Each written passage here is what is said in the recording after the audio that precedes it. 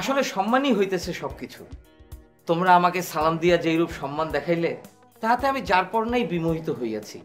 এইরূপ সঙ্গীত সাধনার পূর্বে সঙ্গীতের প্রতিও তোমাদের সম্মান দেখাইতে হইবে, তা না হইলে যথাযথভাবে সঙ্গীত শিক্ষা লাভ করিতে পারিবে না। আর তোমরা নিশ্চয়ই অবগত আছো যে একসময় আঞ্চলিক বেতার কেন্দ্রে আমার সখণ্ঠে একটি গান সম্প্রচারিত হইয়াছিল। ওই বেতার কেন্দ্র হইতে অবশ্য পরবর্তীতে আরো কয়েকবার ডাক আসিয়াছে, কিন্তু সময় এবং সুযোগের অভাবে আমি আর যাইতে পারিনি।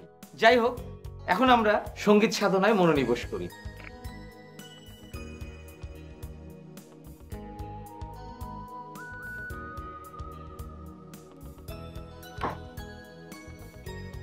Hello everyone. আমি তানিয়া।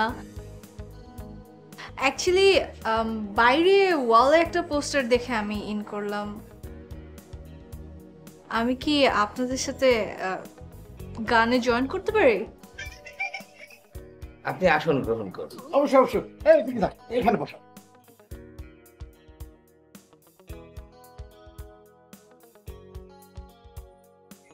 আমাদের মাঝে নতুন একজন শিক্ষার্থী আসিয়া উপস্থিত হইয়াছেন, আমরা তাহাকে স্বাগত জানাই।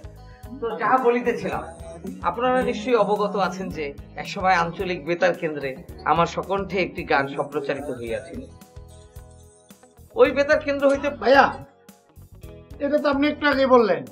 আহা, আরেকবার বলিলে ক্ষতি কি? ওকে, চলো এখন আমরা সঙ্গীতে মনোনিবেশ করি।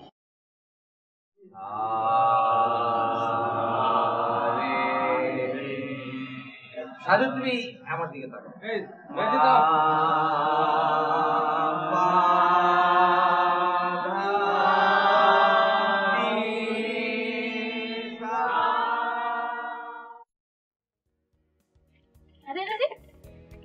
জনাব কোথায় যায়?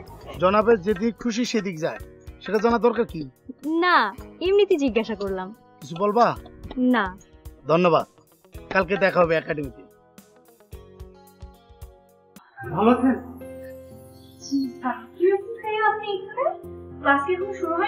না না, হয়েছে তো। তো আপনি এখানে আপনার জন্য। আমার জন্য? না মানে ভাবলাম যে আপনি ঠিকঠাক মতো এই একাডেমিতে চিনে আসতে পারেন কিনা, তাই মানে দাঁড়িয়েছিলাম। ও না না, ইটস ওকে। আমি তো গতকালকেই আসলাম, আর আমার স্মৃতিশক্তি অনেক ভালো, আমি সহজে কিছু ভুলি না। বাই দ্য ওয়ে, আপনি আমাকে আপনি করে বলছেন কেন? তুমি করে বলতে পারেন, কোনো সমস্যা নেই। তাই আপনি না মানে মানে তুমি না খুব সহজ সরল, মানে সরাসরি কথা বলো। হ্যাঁ, আমি লুকোচুরি একদমই পছন্দ করি না। আমিও লুকোচুরি একদম পছন্দ করি না, আর তোমার এই সরাসরি কথা বলার যে অভ্যাসটা না, এটা আমার অনেক ভালো লাগে। ওকে, আই থিঙ্ক আমাদের এখন ভেতরে যাওয়া উচিত।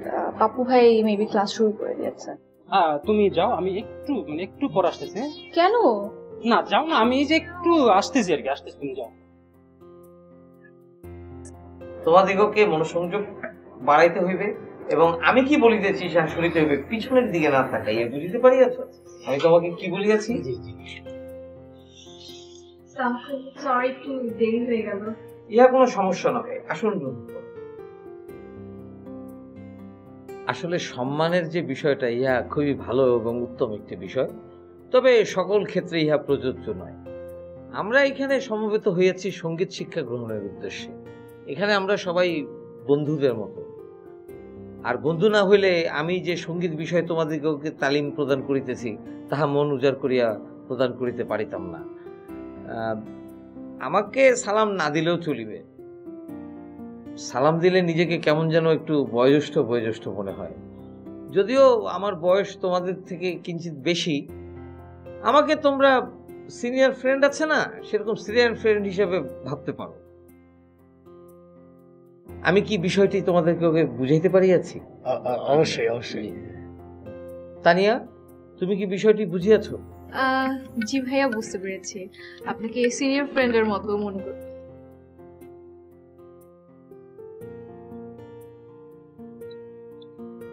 কি ব্যাপার মাসুদ, তোমার বিলম্ব হইল কেন? ভাই একটু ঝামেলা করেছিলাম ভাই। যতই ঝামেলা হোক, আমাদের সময় মতো উপস্থিত হইতে হইবে। আমি এখন তোমাদিগকে সারগাম শুনাইব, তোমরা আমার সহিত গলা মিলাইবে।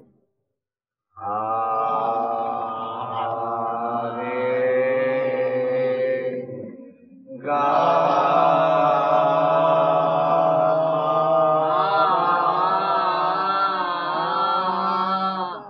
সুরের সহিত গাও পা